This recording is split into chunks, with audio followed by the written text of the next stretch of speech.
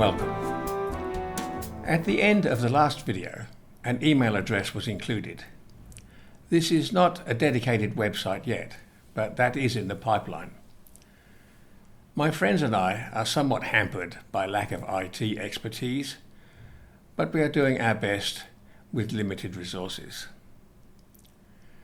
Our priority is to get the message about Article 61 as widely distributed as possible, hence the videos.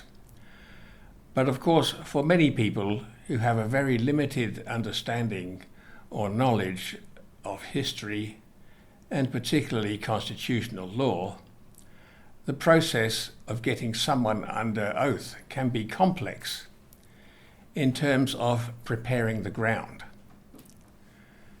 There are several topics of which many people are learning for the first time. The email address mc1215a61perth@gmail.com is therefore a contact point for those seeking more information. It is also a place for questions about various aspects of the whole subject of Article 61. We will try to ensure that even if a complete answer isn't immediately available, that there will be some response within the first couple of days. There will also be regular Zoom meetings, providing opportunities to talk to a growing number of experienced activists or participants in the process. Also planned are short tutorial videos about handling the paperwork involved and helping others who want to join in. As you can see, there is a lot of spade work to be done, and at present a rather small number available to keep all the balls in the air simultaneously. At the same time, there is a case ongoing concerning myself and the Therapeutic Goods Administration, TGA. These are the facts. Some time ago, I ordered some medication which has been used in many countries with great success to treat COVID cases. This is a drug which won the Nobel Prize for Medicine. So many lives has it saved, and so many infections of parasitic diseases has it prevented. I have a friend who took this medication every month for 30 years in what is now Zimbabwe. It is available without prescription in very many countries, and globally it has been taken about 4 billion times with virtually no harmful effects. Early in the COVID era in Australia, it was used to great effect by Professor Thomas Borody and has also been resoundingly endorsed on both radio and TV interviews by Australia's preeminent immunologist, Professor Robert Clancy, Emeritus Professor at Newcastle University, New South Wales.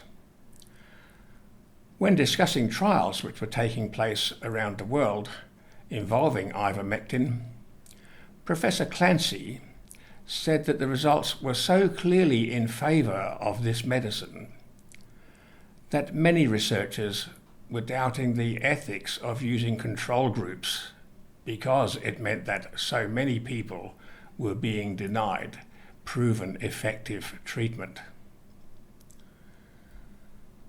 The response of Australia's COVID response team to this heartwarming evidence was to order that ivermectin be reclassified as a Class S4 dangerous drug and denied as a treatment to many thousands of Australian sufferers of COVID, who could, according to the evidence published in journals as prestigious as The Lancet, have greatly benefited from its use. The TGA was given the job of policing this inhumane diktat, which has almost certainly cost a number of Australians their lives. The trials showed that ivermectin produces a roughly 70% reduction in hospitalisations and deaths among COVID patients with serious cases. So it is entirely reasonable to assume that many Australian fatalities might have survived had they not been denied this help. I became aware that my order of this medicine had been intercepted in customs, and last week received a notification demanding that I produce a prescription authorising my import, together with the threat that if I did not provide this, my goods would be destroyed. By the time this letter arrived, I had only a few days to respond, which included the long weekend of Anzac Day. A response by email was demanded by an agent who identified himself or herself by only an androgynous first name and a reference number. That constitutes misconduct in public office, where any alleged agent of the Crown is lawfully bound to identify themselves in full if they wish to make demands which include threats against any person. They have been informed that proper identification is required in their reply. That is not all. The TGA is a corporation with an ABN number. This means that it comes under corporate law, which of course is also contract law. No one is compelled to deal with the corporation just because the corporation says so. In fact, to attempt to entice or browbeat someone into entering a contractual engagement without revealing that that is the nature of the interaction, with all the rights of refusal that apply to any other offer of exchange with any corporation, is fraudulent. It's the equivalent of McDonald's offering one a burger, then adding the rider, by the way, this is compulsory. The same is also true, one might add in passing, if one is approached by police officers, who are also employees of corporations with ABN numbers. But more of that another time. My response has been to send this mysterious agent a notice of conditional acceptance. The gist of that is to inform the claimant that I conditionally accept their demands, provided they can demonstrate that Article 61, under which I stand, is not in effect at this time. This is impossible because the notice includes a mass of incontrovertible evidence that Article 61 has been invoked, with numerous other evidences, also irrefutable, which show why it was done. The net effect of that is that the Queen was constitutionally deposed at that time, March the 23rd, 2001, until such time as the treason causing the invocation was redressed. All acts and statutes became null and void, and obviously any further acts of any parliament throughout the British Commonwealth were stillborn, since they could not receive the royal assent or vice-regal assent, which ratify them. These are constitutional protocols which have been established for centuries. Of course, the arbitrary and capricious amendments to laws, which were already defunct, leave the TGA trying to enforce blatantly treasonous acts. Any act which goes against common law is treasonous, since it seeks to destroy the rights of individuals to a free and peaceful life.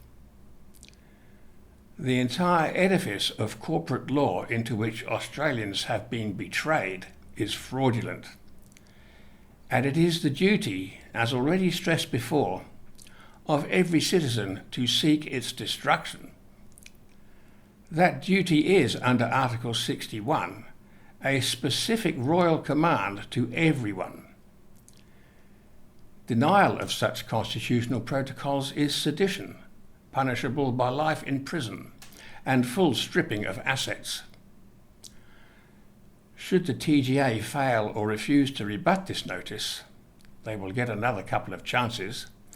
They will be informed that, having been made aware that they are acting treasonously and persisting despite it, they will face the prospect of appearing in court with a prima facie admission of culpability. That is normally enough to quash these types of unlawful behaviour, and we await future developments.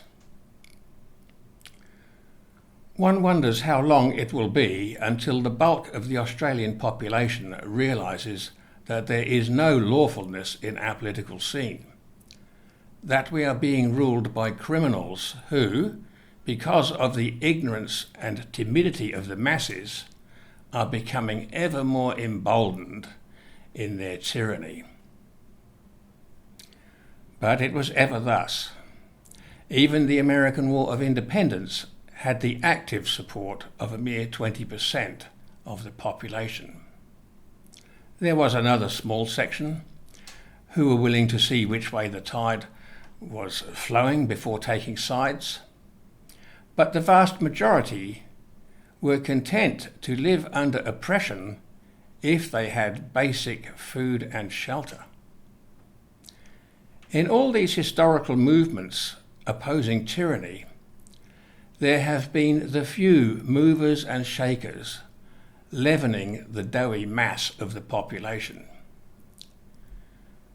It has been said that there are three types of people: those who make things happen, those who watch things happen, and those who wonder, what the hell happened? To which group do we want to belong? Thank you.